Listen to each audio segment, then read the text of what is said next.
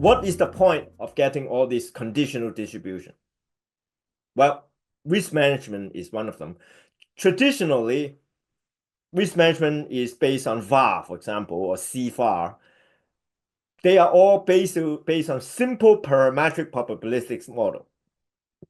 Maybe somebody think they're smart and they say, well, they're outliers and fat tails, so let's use a T distributions instead of Gaussian distribution. Or some people say, well, you have to take into account the tail dependence on different assets in your portfolio as well. So let's use copulas instead of this simple multivariate distribution.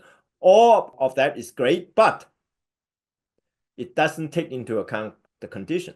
All these parametric models basically unconditioned models. Can you ask your copulas, well, what happened when tariff is 75% and when the bond is over 4% and when blah, blah, blah, blah, blah? Well, copulas typically cannot help you because this is too complicated.